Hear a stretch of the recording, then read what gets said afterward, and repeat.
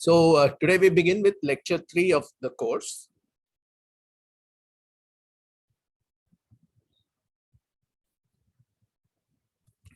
So this is where we had stopped last time. We were talking about galaxies being barred, some galaxies having a clear bar-like structure. NGC 1300 is an extreme example of a barred spiral galaxy. There are, of course, other galaxies with much weaker bars.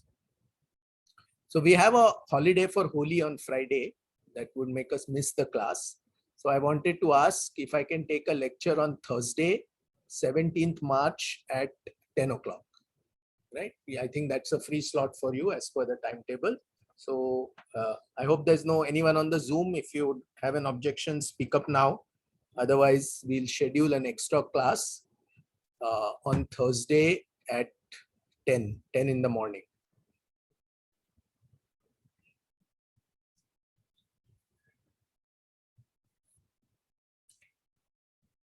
Okay, so that's taken. I'll send out an email to everyone, just reminding you once the class is set up. Okay, so the galaxies that we have seen so far have been sort of idealized versions of the Hubble morphological types. Okay, so there were galaxies which were perfect grand design spirals, perfectly smooth ellipticals, and so on. Now we are going to start looking at galaxies that are peculiar, odd, strange in one way or the other. So it turns out, again, as we shall see when we discuss dynamics, that a thin disk, as is found in most galaxies, is not a very stable structure. Okay, it's unstable. And so very often this leads to some kind of wobbling, and that wobbling can lead to what are called lopsided disks. And this is an example of a nearly edge-on but lopsided disk. So the dust in the disk helps you trace the outlines of the disk. And here you can clearly see that this thing is not a perfectly two-dimensional structure. It has some kind of structure within it. There are ways to model the dynamics of thin disks and predict why lopsidedness occurs and how much of it can occur and so on. But we won't go into that right now. Right now we are looking at things purely from the structure or morphology point of view. One of the major kinds of galaxies that are excluded from the Hubble sequence are what are called irregular galaxies. Nowadays, in modern versions of the Hubble sequence, of the Hubble tuning fork diagram, irregular galaxies are often placed there, but they're not part of the tuning fork, they're just placed off to one side. So these are clearly not ellipticals, these are clearly not spirals, neither are they lenticulars, they're clearly a category of their own. This particular galaxy is an example of what is called as a irregular galaxy. It has no particular shape. It has no particular structure to it. It is just a collection of stars. So the reason we don't call this a star cluster or a globular cluster or anything like that is that the masses of these objects are very large. Typically 10⁻⁷ and larger, and therefore they are true irregular galaxies. These irregular galaxies are believed to be early versions of galaxies. Galaxies, when they have not yet fully formed, they take this kind of irregular structure. And if this hypothesis is correct, then if you look at galaxies at high redshift, then they should not be perfectly formed structures, but they should be more irregular galaxies like this. And that, as we shall see in a minute, is exactly the case. If you look at high redshift galaxies, the proportion of irregular galaxies is larger. The problem with detecting irregular galaxies is that most of them, or indeed more, I should say all of them are of low mass and therefore of low luminosity. So you cannot, so although they are common at high redshift, it is extremely difficult to detect them, right? Observationally to see them, because they're extremely faint and undetectable even with modern telescopes. Irregular galaxies, if they are very low mass, can also be a part of a category called dwarf galaxies, and again we'll come to that in a minute. So this would then form a subcategory of dwarf galaxies called dwarf irregulars. So irregulars can be somewhat larger mass irregulars. Then you don't call them irregulars, but just irregulars. You don't call them dwarf irregulars. But if they're very low mass, you call them dwarf irregulars. But they're obviously, they're not distinct classes of objects. They're all related. If you look at an irregular galaxy like this and you zoom in, so we have two irregular galaxies which are very nearby to the Milky Way. Does anyone know what they are? Sorry? LMC and SMC. Yes. So that has come. Does anyone here know what the answer is? LMC and SMC. Correct. Absolutely right. So the Large Magellanic Cloud and the Small Magellanic Cloud are two satellite galaxies of the Milky Way. Both of them are irregular galaxies. Both of them are quite extremely low mass. Okay. And they are in orbit around the Milky Way, and there are trails that have been found. So because of tidal forces between the Milky Way and the clouds, stars are getting pulled out from the LMC and the SMC and are leaving behind a trail, which is known as a tidal stream, which is seen primarily because they're very close and they're very low mass. So in this image, what you're seeing is a small part of the LMC, and you can see that it's full of stars. A few of the brightest stars that you see here are foreground stars. They are in the Milky Way. But most of the faint stars that you're seeing here in this image are actually individual stars in the Large Magellanic Cloud. Now, I told you last time that one of the challenges of trying to understand galaxies is that except for the nearest galaxies like the LMC, SMC, and the Milky Way, to some extent, Andromeda, we can detect individual stars. But in all distant galaxies, we cannot detect stars as individual objects. They merge into each other because the resolution is not high enough for us to separate individual stars. And so what we see from the galaxy is the summed up light of thousands or millions of stars. We don't see them as individual objects. But in the Large Magellanic Cloud and in the Small Magellanic Cloud, using the Hubble Space Telescope, with its extremely high resolution and the fact that it's above the Earth's atmosphere, one can actually detect individual stars in the Large Magellanic Cloud and even in the halo of the Andromeda galaxy and so on. Okay, but stars can also live outside of galaxies. Okay, and in the most common situation where they sort of live outside the galaxies are in tidal streams. So if you look at a galaxy, so the galaxy that you're seeing in this image is the Whirlpool galaxy M51. It's a very, very perfect, grand design spiral galaxy, perfectly normal. But it seems it does have a companion galaxy, okay, which is here, and which is interacting with M51. And because of these interactions, stars are getting pulled out of both M51 and the other galaxy. And because this interaction has been going around for some time, there are lots and lots of stars that are strewn outside the two galaxies. So these galaxies, stars originated or formed in one of these two galaxies, but they now live outside these two galaxies, right?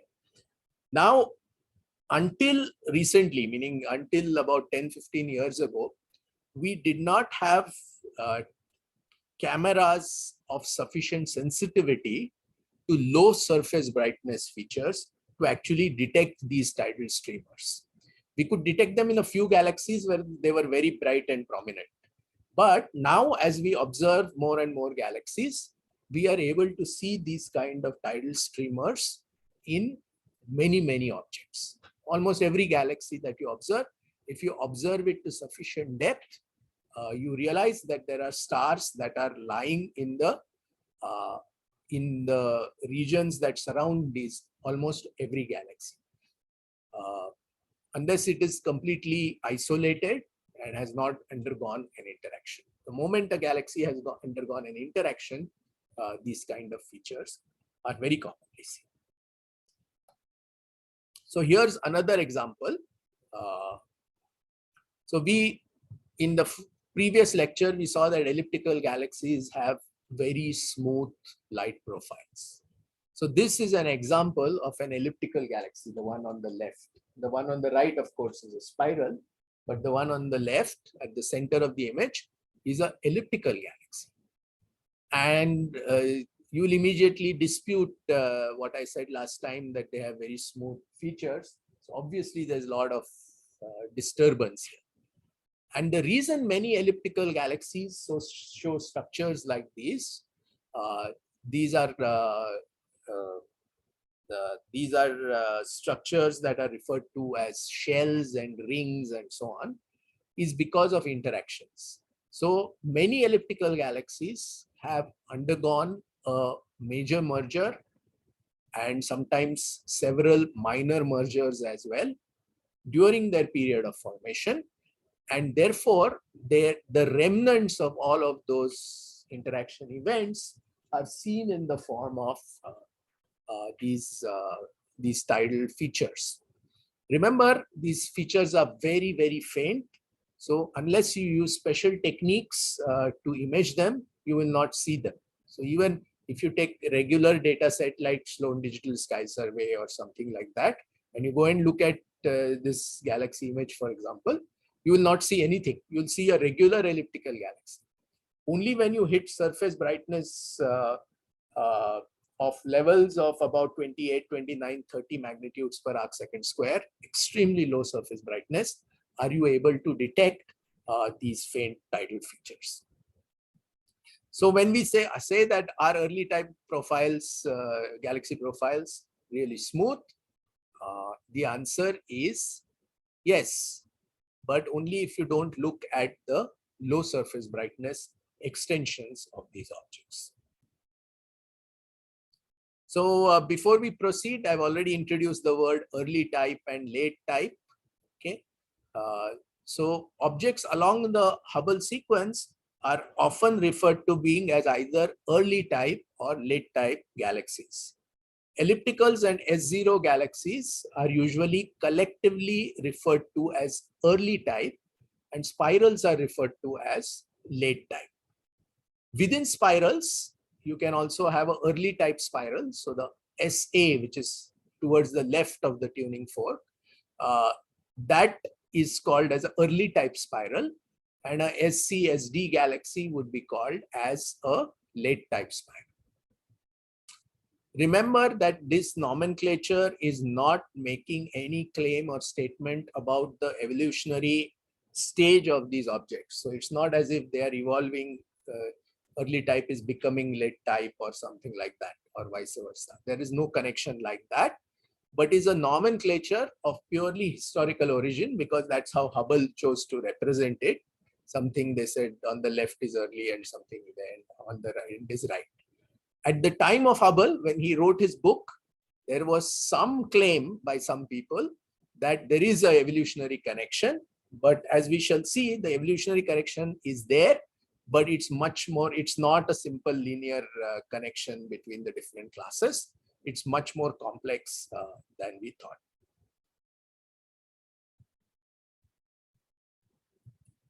When you look at galaxies and you try to classify them, you must remember that your galaxy classification is affected by projection effects.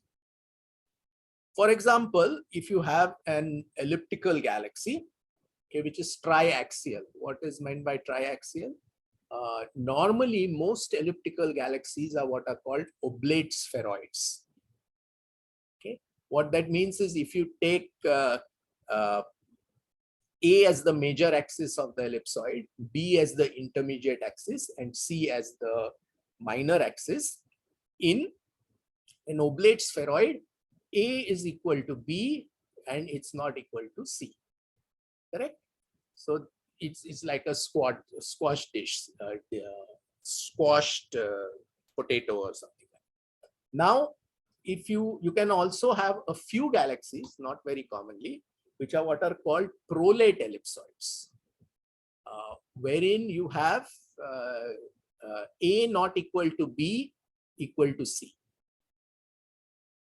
So they're like stretched objects like that. And so those are very rare because they're not consistent with the rotation of the galaxy. If it is even mildly rotationally supported, it's very hard to form prolate ellipsoids.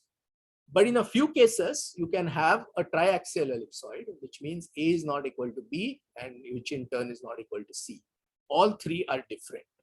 Now, the observed ellipticity, it turns out, in such cases, will depend on the orientation of this triaxial ellipsoid with respect to the line of sight. And it leads to very complex effects. It's discussed in Binney and Merrifield in some detail about how the triaxial ellipsoids can lead to rotation of the isofortal ellipses and change in position and ellipticity. So that's one thing. So the ellipticity is hard to define in such ellipsoids. Also, some features can be hard to identify in such in a certain situation. So if you have a spiral galaxy and you are observing it edge on, okay, and remember the bar is a feature of the disk of the galaxy. It's sitting in the disk. It's not very thick. So when you look at it edge on, you will only see the disk edge on. You will not be able to know whether that galaxy has a bar or not. It may have a very prominent bar, but because of your viewing angle, you are unable to find out whether there is a bar or not. Similarly, if you have a very weak disk in a galaxy that's completely face on, okay, the disk is face on to you, but it's extremely weak. It's a very small and weak disk. You may not be able to see it, right?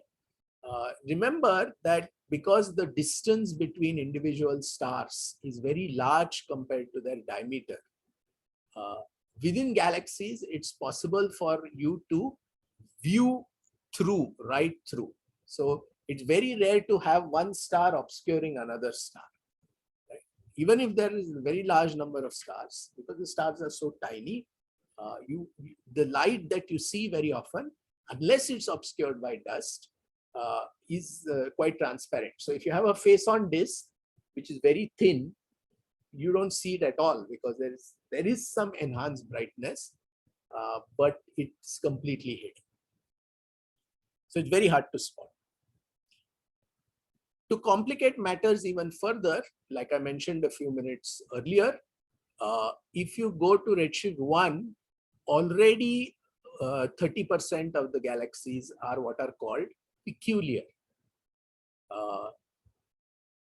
They don't, some of them, for example, there is an object here, you may say, okay, that looks a little bit like elliptical, and maybe this looks like some kind of spiral, and so on. But there are galaxies like the one over here, which don't have any particular shape at all. Similarly, the galaxy over here, or this funny looking shape over here. So when you talk of these galaxies, words like tadpole galaxy and so on begin to appear. Okay, so the people don't say elliptical and spirals because these are extremely high redshift. At redshift 1, the universe is quite young. It's not very old. But if you go even further out to redshift 2 or 3, where you can detect galaxies, and we will see later on in the course how you find galaxies at high redshift. Those galaxies are not 30% peculiar, but essentially 100% peculiar. You can't make out anything about those galaxies. One thing to remember while studying high redshift galaxies is that the one reason they look more peculiar than they really are is because we are not observing them in the optical rest frame like we do with local galaxies. If you're observing a galaxy at redshift 1, let's say you want to observe it at 6,000 angstroms, right? But the rest frame that you will observe at redshift 1, because of the redshifting of the entire spectrum, will be 3,000 angstroms. So that is in the ultraviolet range. If you go to redshift 3, then you're observing it at 1,500 angstroms, which is in the far ultraviolet. Okay. So the morphology, as again, as we shall see in a few slides, in a few lectures, is that the morphology of a galaxy is very, very sensitive to whether you observe it in the rest frame optical, rest frame infrared, or rest frame ultraviolet. Because it is the high mass stars which are very bright in the ultraviolet. So if you're observing a spiral galaxy in the rest frame ultraviolet, then you will see mostly its spiral arms. You will see bright emission from the spiral arms, and the underlying disk and the bulge may be nearly invisible. So this morphological K correction also plays an important role in reducing our ability to understand what's the morphological structure of high redshift galaxies is. Okay, so dwarf galaxies. Dwarf galaxies are a large class of galaxies. Yeah.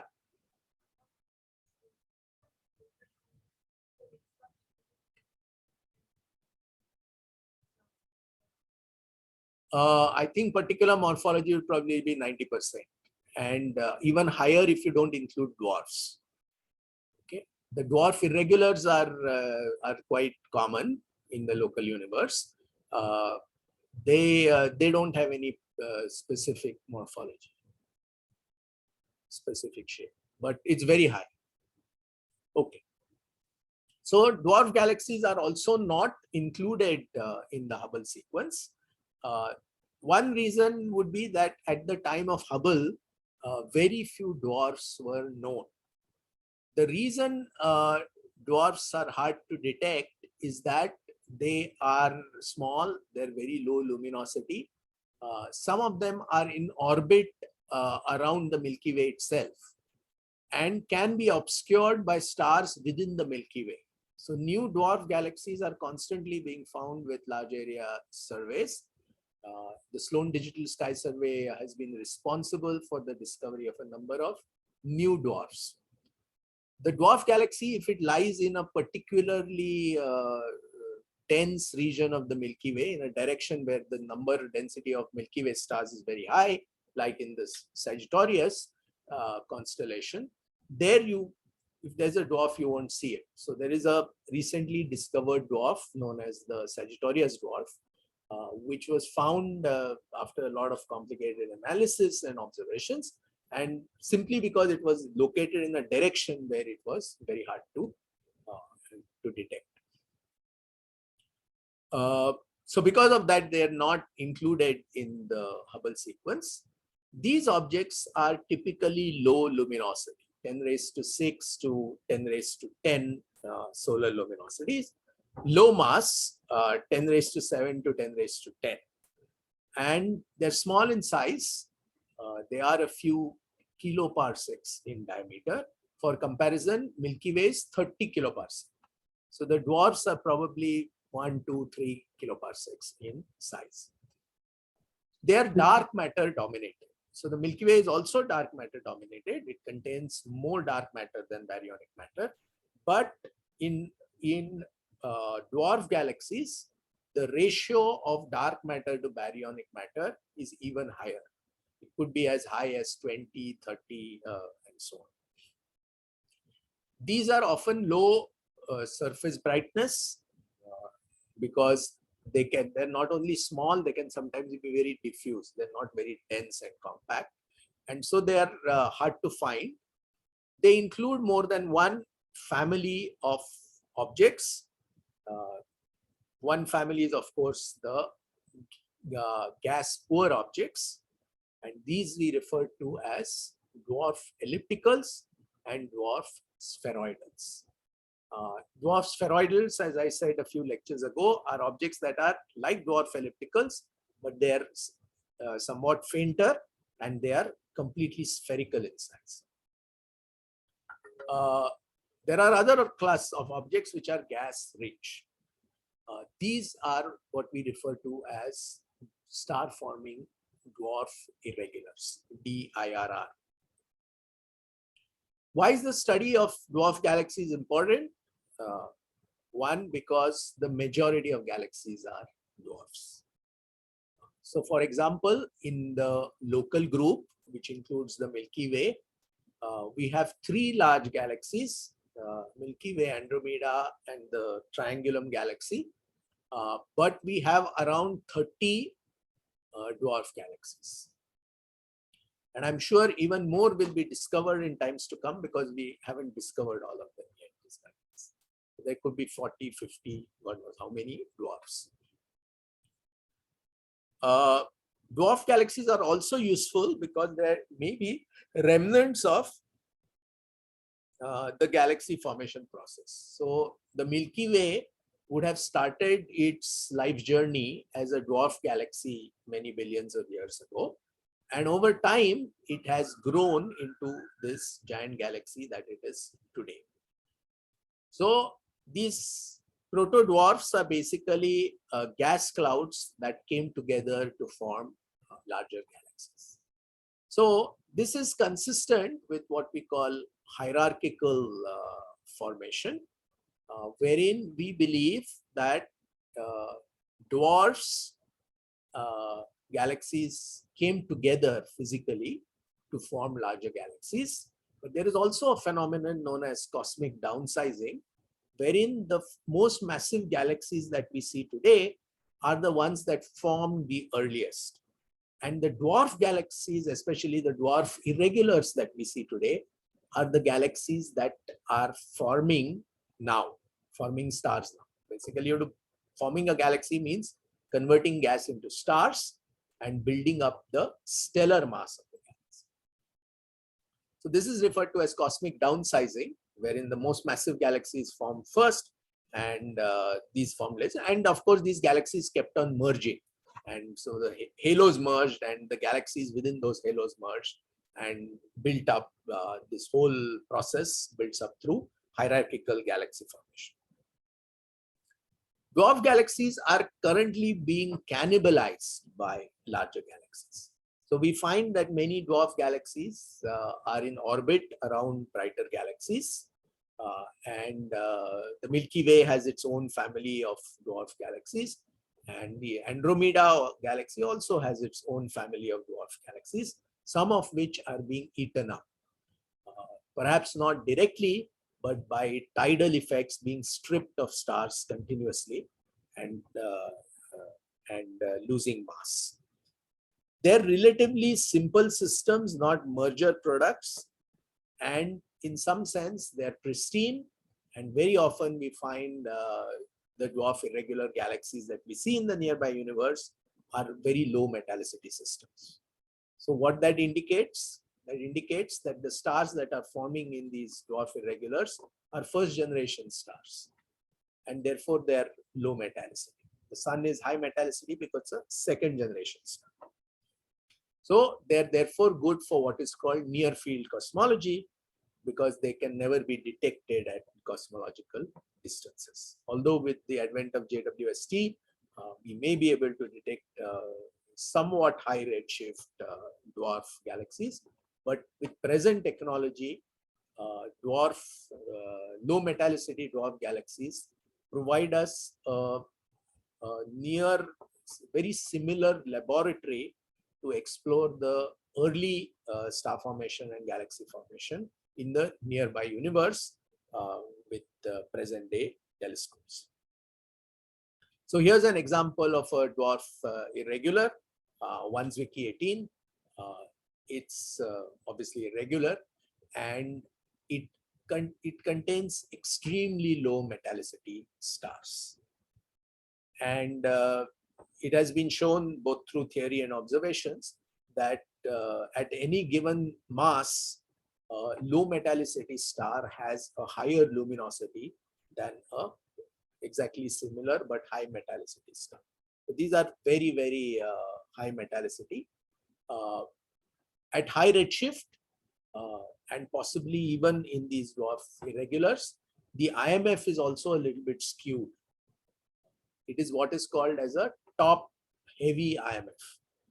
What that means is that the relative fraction of high mass stars in these galaxies is higher.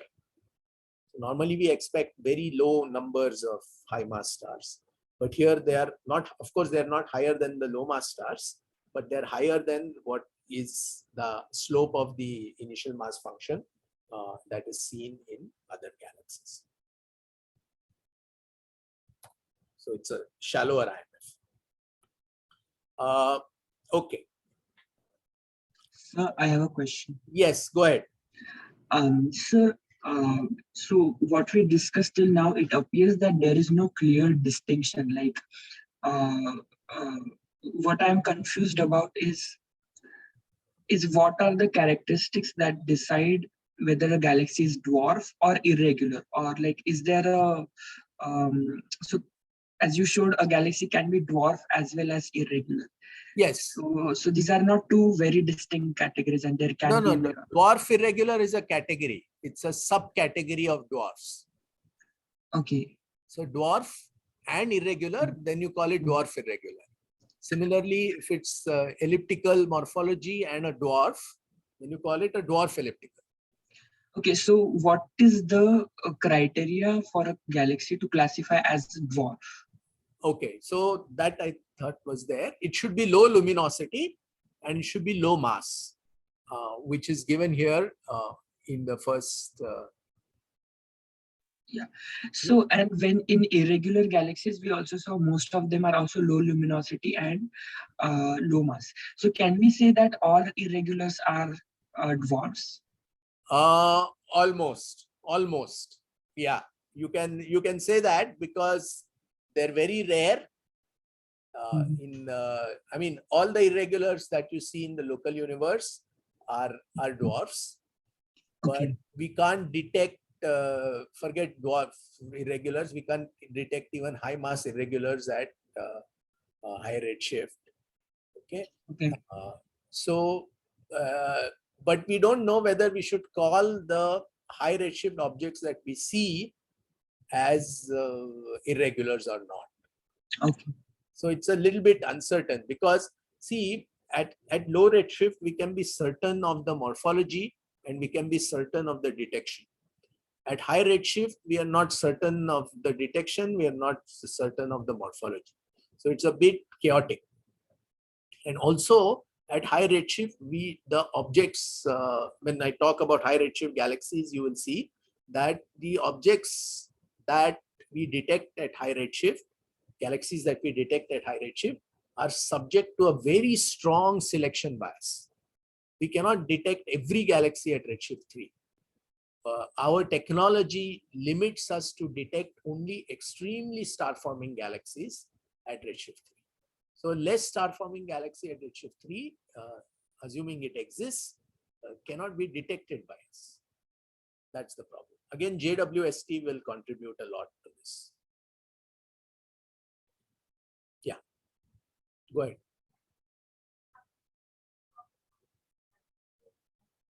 Hierarchical, yeah.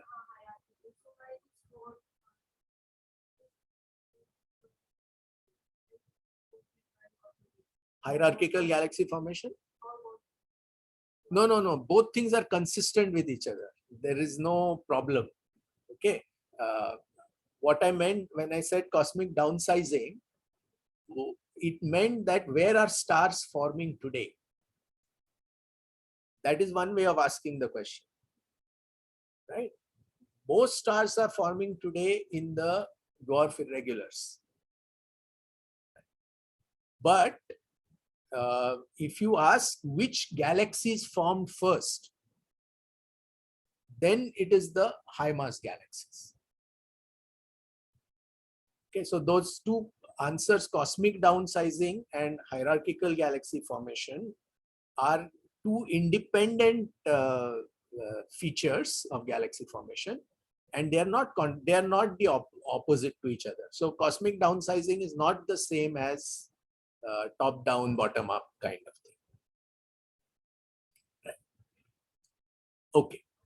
Now a question. We saw that the IMF told us, the slope of the IMF told us that low mass stars should be much more common than high mass stars, right? But if you go and look at the night sky, most of the stars look white or blue with a few red ones thrown in. And those bright red objects are all red giants. Okay, objects like Antares, for example, or Betelgeuse and so on. They're all red giants. They're not main sequence stars. But the IMF tells us that most stars should be red-looking M dwarfs or G dwarfs, K-type dwarfs. These are common stars in our galaxy. So why are these stars, common stars, extremely uncommon in the night sky? Sorry? Okay, then why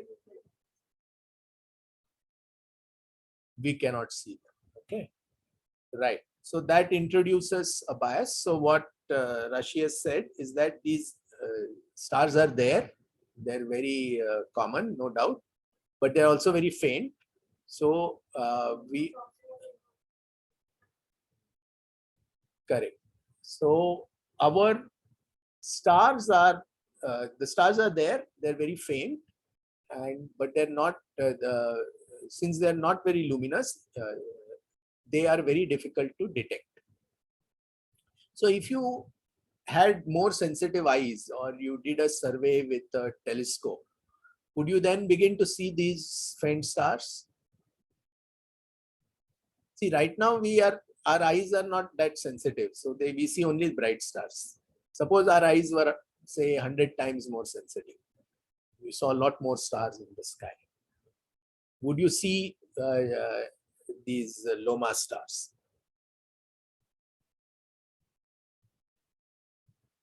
Or is there any other reason that prevents you from seeing them?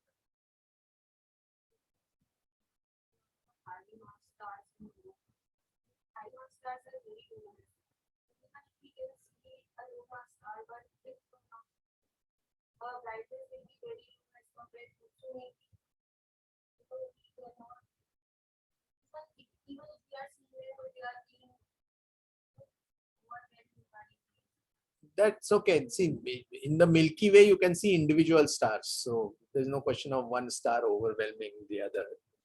Okay.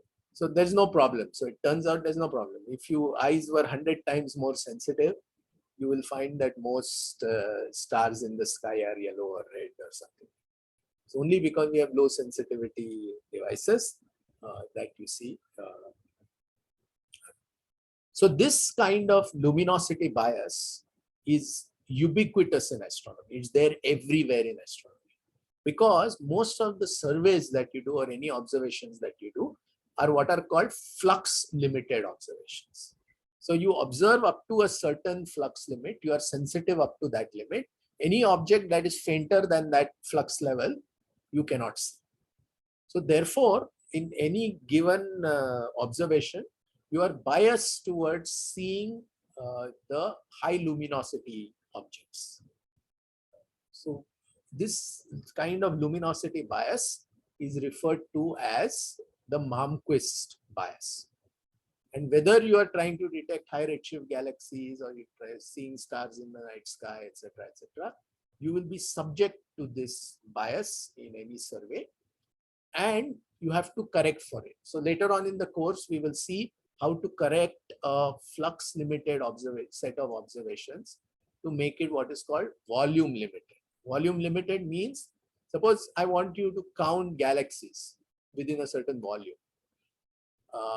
you can't, with a flux limited survey, you can't do that, because what will happen is, as you go further and further, you will see only the most luminous galaxies. You will not be able to detect the less luminous galaxies.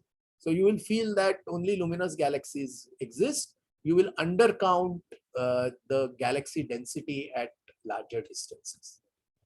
So you have to correct for that. Whereas if you do what is called as a volume limited observation or a volume limited survey, you turn the question around and you say that, okay, I want to detect every galaxy that exists within this volume. Even if it is a dwarf and faint and so on, no matter, I will want to detect. So most surveys are flux limited, not volume limited, and any kind of analysis that you do, statistical analysis. So for example, you want to compare the number density, the volume density of galaxies in the local universe with that at redshift 1. But there are more galaxies per megaparsec cube at that time as compared to now. The only way you can do a valid comparison is if you have corrected for the Malmquist bias. Otherwise, you will get completely wrong answers. So Binney and Merrifield has a long discussion on this bias because it's quite important on pages 111 through 115 of the book. You may want to read it if you're interested. Okay. The other way in which galaxies... Sir, can you please go to the previous slide? Yeah. I wanted to write down the page numbers. Yes. Yeah, thank you. Yeah, I'm putting up the slides on the website, so you can also get it off there. I will send an email to people giving you again the link to the website today. Did you get it now? Write it down. Yes, sir. Yeah. So another way in which galaxy morphology can be fundamentally altered is through mergers. And this is an example of two merging galaxies. This is known as, these are known as the antennae galaxies. Everything is nearby universe. Hubble Space Telescope has given us close-up observations of the center of these antennae so that we can understand the interaction in a better way. These interactions can also produce tidal distortions. So this galaxy, which is there below, its disk has gotten distorted, twisted because of the gravitational potential that it feels from the nearby galaxy. And as the interaction proceeds, depending on the geometry of the interaction and the relative velocities of these two galaxies, different things can happen. So for the Milky Way and Andromeda, it turns out that they are on a collision course. And I think they're, if I remember correctly, they're now moving at 70 kilometers per second towards each other. I mean, the projection of the velocity vector is 70 kilometers per second towards each other. So what happens typically is, just if you think in terms of entropy, you will go from a more, whenever there is a galaxy collision or merger, you will go from a low entropy system to a high entropy system. So the more ordered structure is in spiral galaxies because the disk is a regular rotating object. Elliptical galaxies have stellar orbits that are much more random in nature, higher entropy system. So when two spiral galaxies merge, they can produce a elliptical galaxy. And therefore, as time goes on, you have a tendency for spirals to merge and make ellipticals, but not the other way around. You can't merge two ellipticals and form a spiral. That doesn't happen. Of course, two ellipticals can merge and form a larger elliptical. There's no problem with that. In late stages of a merger, the two galaxies are no longer distinguishable. What does the merger product look like? So I have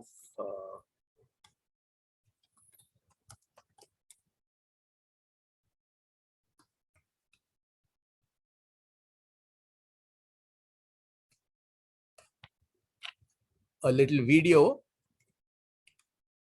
which shows the collision between the Milky Way galaxy. So here it is, the Milky Way. Let me pause it. So what is happening? There's a clock at the bottom right. That clock is ticking at 100 million years in 1 second. So you can see the galaxy spinning around nicely. Every 200 million years or so, it does one revolution. So we are 1 billion years now into the future. This is the time after the present time. And there at bottom left, you see the Andromeda galaxy. The triangulum galaxy M33 contributes to the overall gravitational potential, but it does not participate in the collision. So now we are about 3 billion years into the future, and the galaxies are coming together and they are going through. This is now 4 billion years in the future. M33 is passing by, but as I said, it's not going to participate in the collision. One more collision, second collision, third collision, etc. And it finally, this is the situation about 6 billion years from now. We will not be in a position to, we meaning Earth will not be in a position to witness this, because about 5 billion years from now, the sun will turn red giant and it is going to swallow the Earth completely. So it won't be there, but this is what we are headed for. And so what has happened? What is the final merger product here? Elliptical, looks like elliptical. So two extremely gas-rich spirals, Milky Way and Andromeda, both have plenty of gas, regular grand design spirals, both of them big ones. They are going to collide and they're going to create a very big elliptical galaxy. During these process of collisions, a lot of gas that is there in these two galaxies is going to get converted into stars, and there's going to be a lot of star formation in that time, and finally it will all settle into a sort of high entropy structure and high mass elliptical galaxy. So we saw something strange, that when the galaxies collided with each other, they passed through each other. Why is that?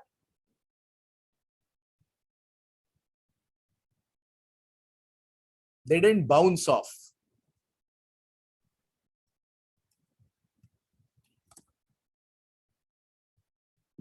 Because the average distance between the star is very high. Correct. That's right. So we mentioned that previously. Because the average distance between individual stars is very high, galaxies can literally pass through each other. I mean, they of course get scattered. They feel the gravitational potential, but they don't physically collide with each other.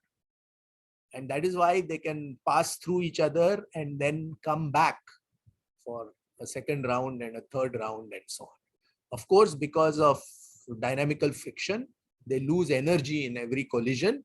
They get slowed down by gravity, and therefore they eventually merge.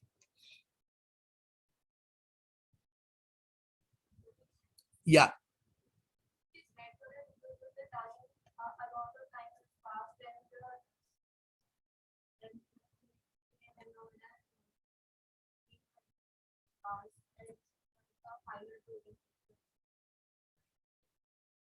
So the final product is red, not so much because of the dust, but because of the fact that there are no young stars.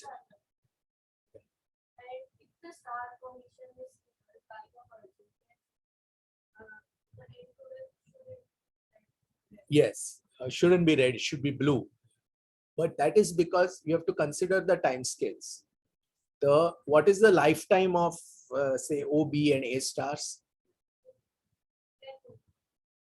A stars can be up to 100 million years. Okay, so it's very short. So in our video, it's 1 second. So yes, stars form and the galaxy turns blue, but only for 1 second. Within so one moment the gas is exhausted, in 1 second it turns from blue to red, yellowish in this case. So it's we've speeded up 6 billion years into 60 seconds. So obviously so you have to keep time scales in mind, both the dynamical time scales, the star formation time scales, and the lifetimes of stars. Yeah. So it turns blue for a while, then it turns. So somebody went and took this simulation. So this simulation is a full real n-body simulation, a hydrodynamic simulation that also simulates the motion of the gas. So although stars, remember, stars are not collisional, but gas is collisional. So if two gas clouds come with each other, they can't pass through like that. They will merge very quickly. So the star formation will happen in those gas clouds. The stars which are already formed will go around like tennis balls. They will pass through, but the gas won't. So they made what is the view from the Earth's sky. So right now, this is the Milky Way, and Andromeda is that little dot over here. That is what we are seeing. As time goes on, Andromeda becomes bigger and bigger in the sky. And then eventually you start seeing the merger. And this is post the collision, and this is the final product.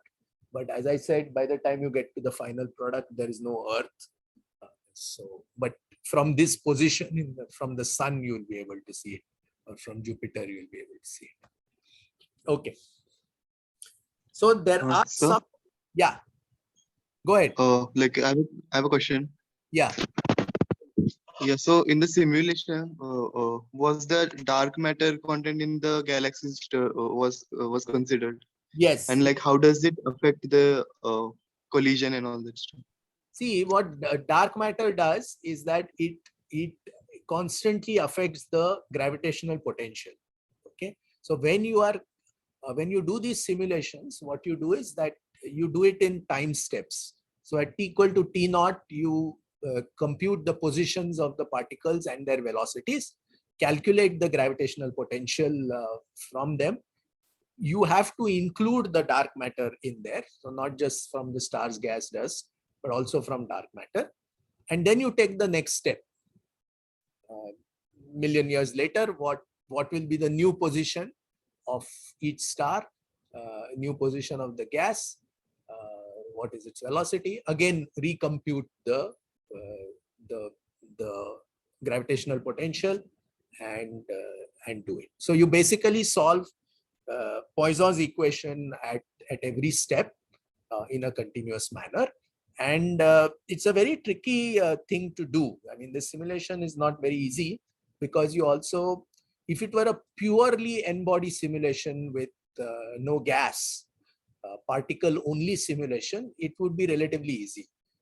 There are some post-Newtonian approximations that are available that allow you to do this quite cleanly and easily, computationally. But because of the gas, because you're dealing with a fluid, collisional fluid, it gets quite complicated. But anyway, it has been done on a supercomputer properly with the best available information. I must caution here that in the time that I have been doing astronomy, the number of stars in the Milky Way has more or less doubled. Because there are estimates of rotation, are estimates of actual star obscuration and all and so on, but not quite correct.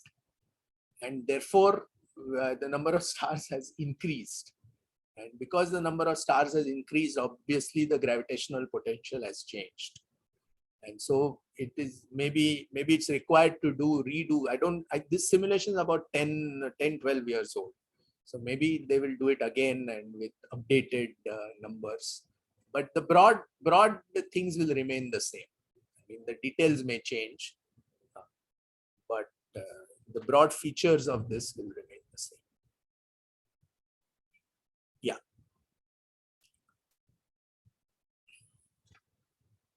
So there are some other limitations of the Hubble classification.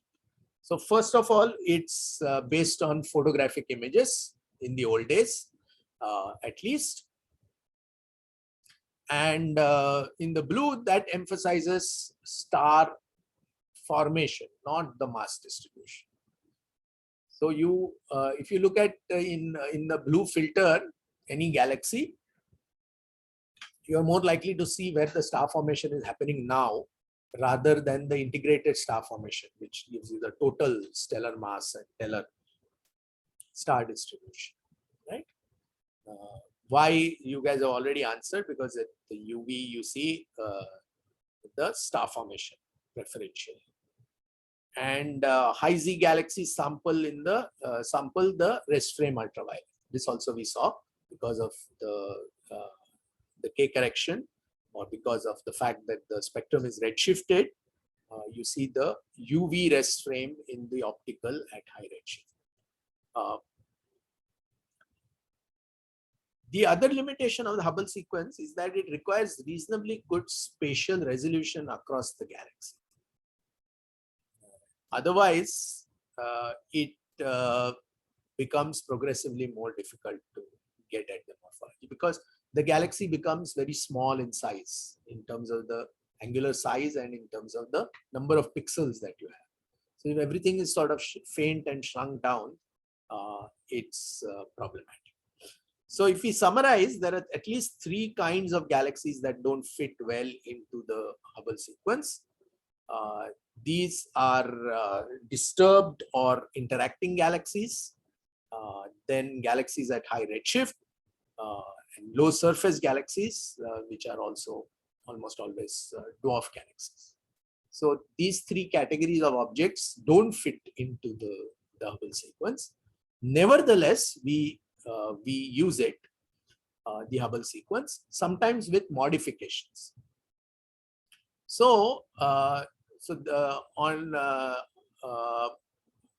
the top panel over here, you see a modified Hubble sequence made by Sidney Vandenberg in a paper in 1976.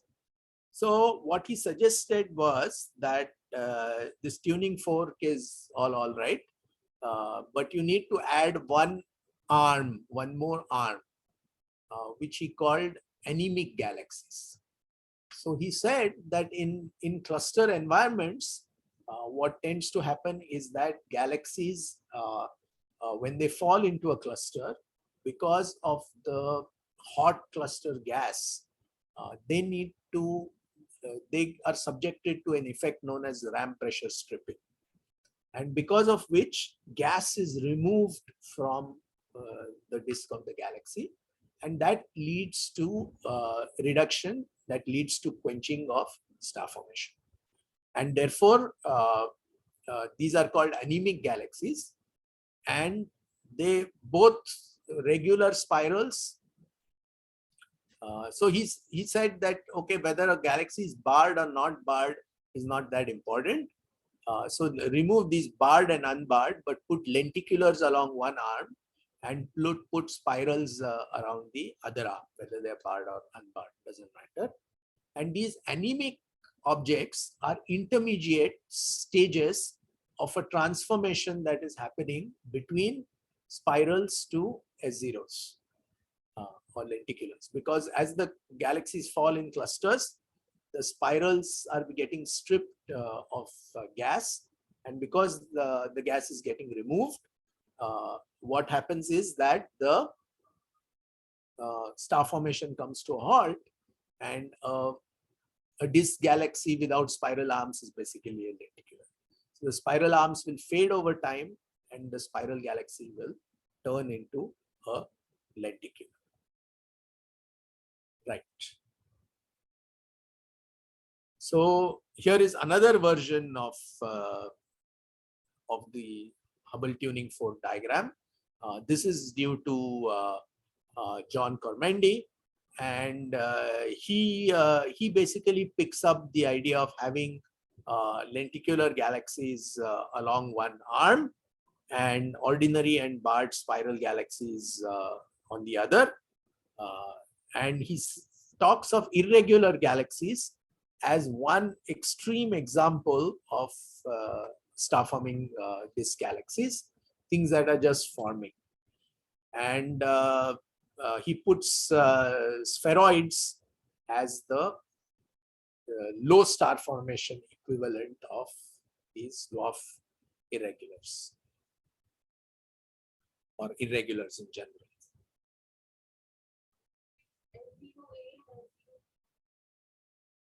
They are different because they are descended from, there is a evolutionary connection between SB and S0b.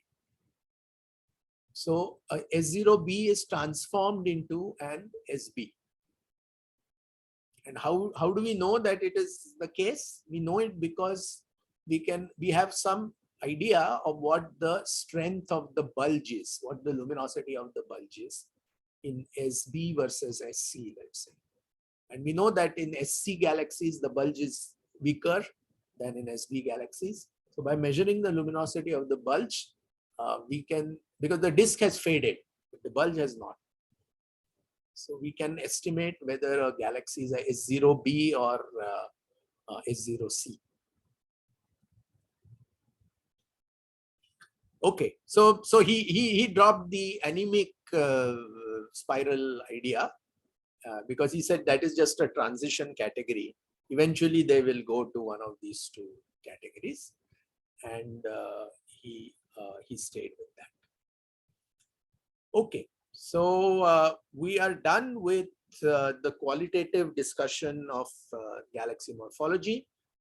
Next time onwards, we'll talk of quantitative morphology on Wednesday, and then I think that will be the 4th lecture, and by the 5th lecture we wrap up morphology and then we move on to other things. Okay, any questions about today's talk from the Zoom guys or the people here?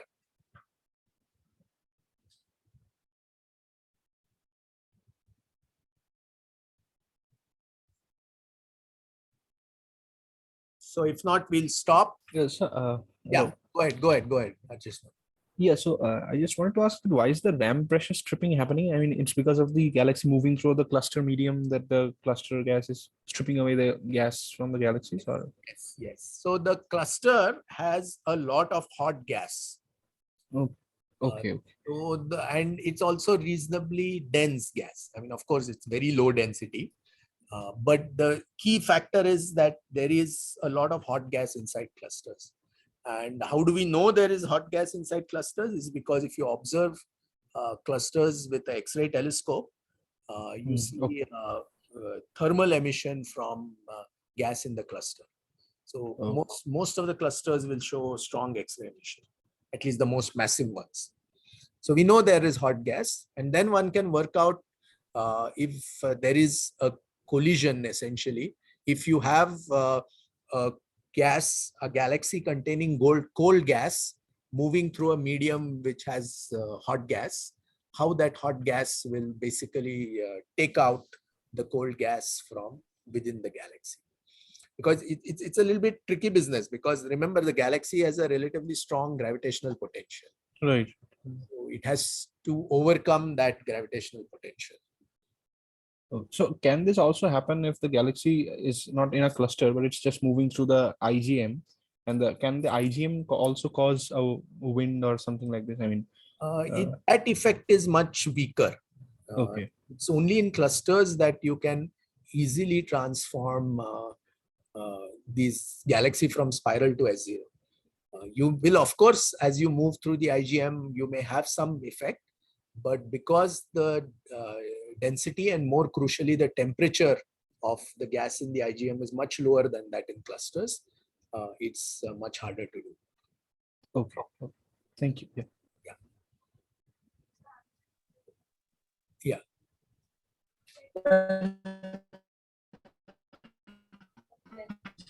Yeah, 1 second. Shiraz, you wanted to ask something? Yes. Yeah. Please go ahead. I'm saying if I have suppose image after ellipticity, I mean E5, E6, E7, and S0 galaxy, the way to distinguish them because they look almost the same. I mean, those galaxies which have higher ellipticity and S0 galaxy. It becomes, I mean, So yeah. I got your question. So, they almost yeah. So how do you distinguish? I think what he's trying to ask is that if you have an extremely highly elliptical galaxy, E7 or something like that, how will you distinguish from a S0 or a nearly edge on S0? Because you have highly elliptical contours. So that we shall see next time, because then I'm going to talk about how the light profile of the bulge and the disk varies. And it turns out that it varies very differently. So by looking at how the light falls off as a function of distance from the center of the galaxy, you can easily distinguish whether you're looking at an elliptical or whether you're looking at a disk. We'll look at that next time. Back to you, Rashi. If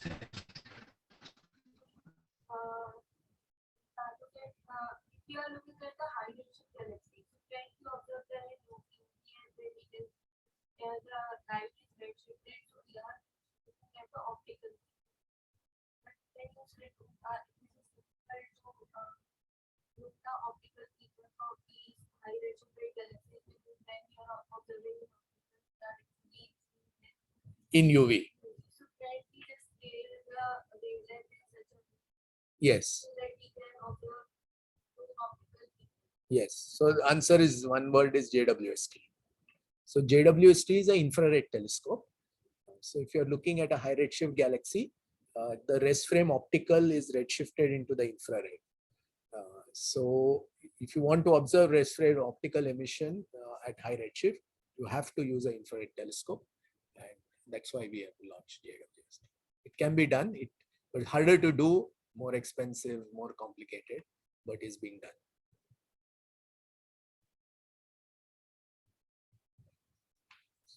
Okay, so we'll stop now and I'll close the meeting.